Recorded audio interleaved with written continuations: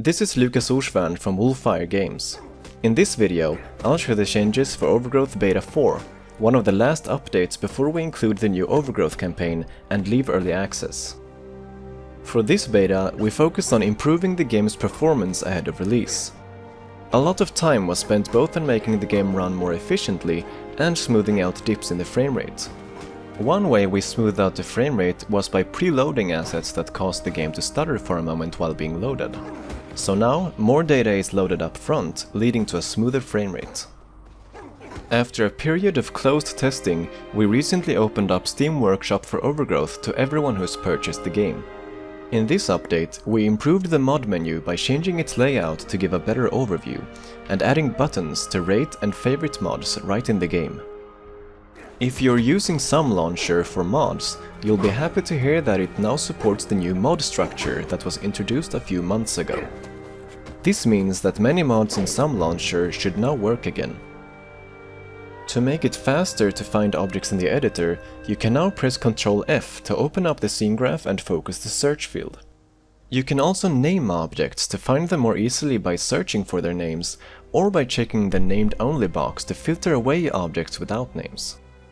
Named objects can be used in scripts as well, which might be useful if you're making a mod.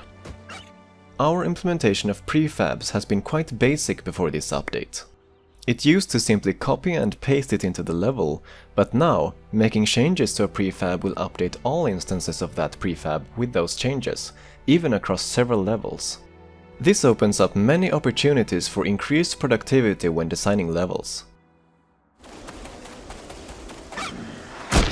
Dogs were a bit too eager to throw their weapons. We've deactivated their throwing ability in this beta, so we can improve it before maybe bringing it back later. If you happen to be on fire, going into water will now extinguish it. To make it easier for new players to get into the game, we're experimenting with a more subtle and flexible tutorial system. We're going to integrate this tutorial into the beginning of the upcoming campaign. Some people found it hard having to use right-click to grab ledges, so we're testing out an automated ledge grab. If we use it, it will only be active until you're taught how to grab ledges using right-click during a jumping puzzle early in the upcoming campaign. If you want to try out the latest experimental graphics features, activate SSAO and volume shadows in the Debug Graphics menu. We recently created shaders for rain, snowfall, animated clouds with shadows and more.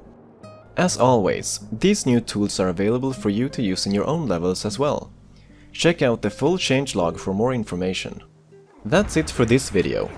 If you'd like to get early access to the game and try the beta for yourself, and get a free copy of Receiver and Low Light Combat, you can do that at wolfire.com/purchase. If you'd like to hear about development news as soon as it happens, you can follow us on Twitter @Wolfire.